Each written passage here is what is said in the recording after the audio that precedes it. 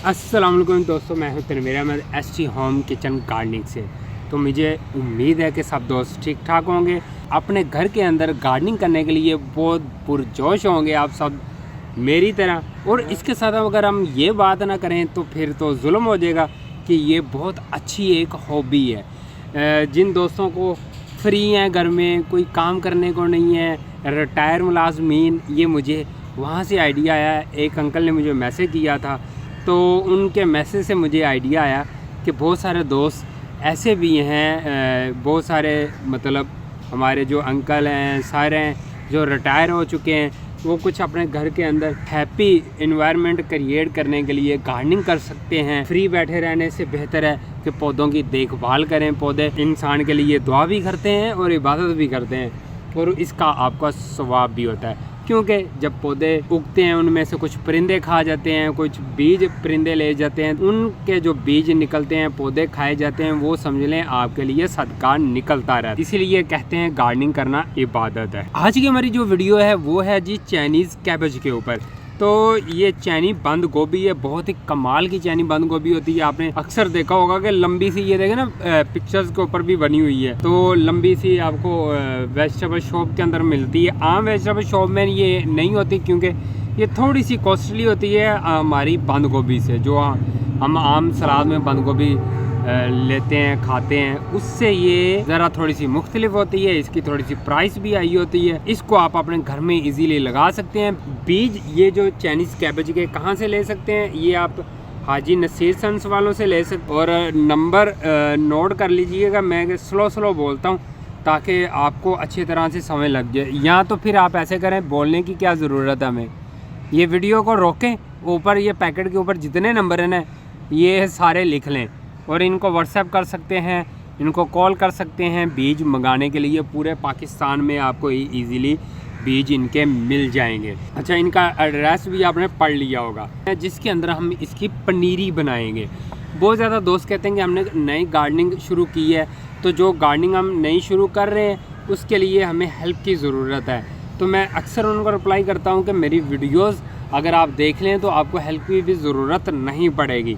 तो इसीलिए मुझे थोड़ी सी लंबी वीडियो बनानी पड़ती है, क्योंकि हम सब शॉर्टकट के चक्करों में रहते हैं, तो थोड़ा सा लंबी वीडियो देखना पसंद नहीं करते। ये एक मिट्टी का फ्लावर पॉट ले लें। मिट्टी का फ्लावर पॉट इस वजह से लिया जाता है ताकि इस मिट्टी के फ्लावर पॉट में अच्छी एरेशन हो जाती है, नीचे तक मिट्टी को हो जाती है। जो आप पानी इजाफी आपसे डल भी जाए तो वो इजीली वाइब्रेट हो जाता है, ड्राई हो जाता है। तो इसमें आपको पानी भी थोड़ा सा ज़्यादा इस्तेमाल करना पड़ता है, और दूसरा इसमें पौधों की ग्रोथ भी काफ़ी अच्छी रहती है। के नीचे अंदर देखें गौर से, एक आपको हॉल दिखाई दे रहा होगा, ये देखें ये हॉल है। तो इस हॉल को कवर करना बहुत ज़रूरी होता है। एक किसी भी कंकर की मदद से आप इसको कवर कर सकते हैं। जैसे ये मेरे हाथ में एक कंकर है, ये इसके अंदर हम डाल देंगे, ये लें, ये हमारा कवर हो गया।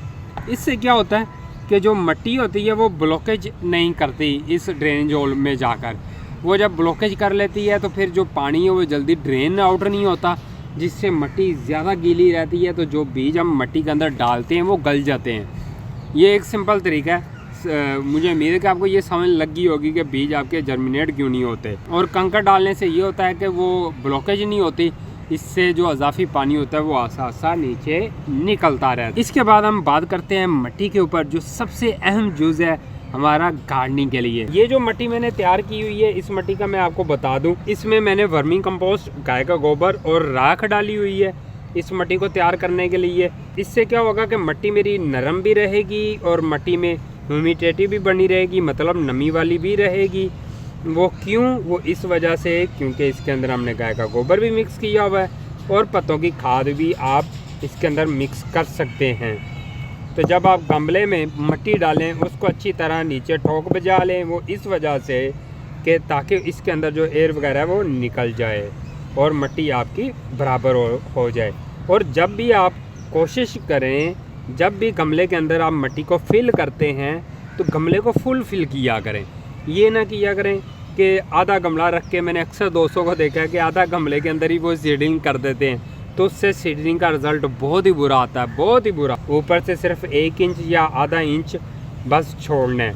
इससे क्या होता है कि प्रॉपर सनलाइट मिलती रहती है, प्रॉपर एरेशन भी होती रहती है, मतलब हवा लगती रहती है मिट्टी को, तो उससे आपके जो बीज है वो अच्छे तरीके से उगना शुरू हो जाते हैं। जब आप मिट्टी डाल लें और मिट्टी को लेवल कर लिया करें, इससे क्या होता है, इससे ये होता है कि बीज बराबर जगह पे चले जाएंगे और पानी भी तमाम मिट्टी को इक्वल जाएगा।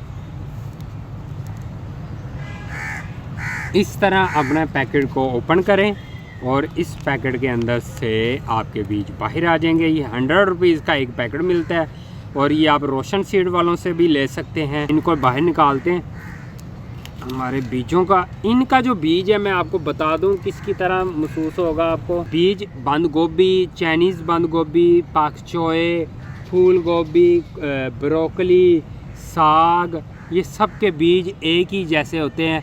तो क्योंकि ये पूरी एक ही फैमिली के अंदर बिलोंग करते हैं ये तमाम के तमाम पौधे, तो इन बीजों को हम बखेरेंगे वक्फे वक्फे से, ताकि जब पनीरी बन जाए तो पौधों को अलग करने में आसानी रहे। जैसे ही आप बीजों को बखेर लेते हैं तो फिर यहाँ पे ना एक छोटा सा इशू लोगों के लिए ये क्रिएट हो जाता है कि वो मिट्टी यहाँ तो बहुत ज़्यादा ऊपर डाल देते हैं, यहाँ बहुत कम डालते हैं। तो उसके लिए हमें क्या करना होता है कि मिट्टी कितनी हमें ऊपर डालनी चाहिए। एक सिंपल फार्मूला बता देता हूँ। बीज की जितनी मोटाई हो उससे 2 टाइम मिट्टी उसके ऊपर डाल सकते हैं। आई होप का आपको समझ लगी होगी 2 टाइम क्या होता है, क्योंकि बहुत ज़्यादा दोस्त कहते हैं यार आप उर्दू में बताया करें, तो मैं इतने सिंपल अल्फाज इस्तेमाल करता हूँ ताकि आपको कोई परेशानी ना हो।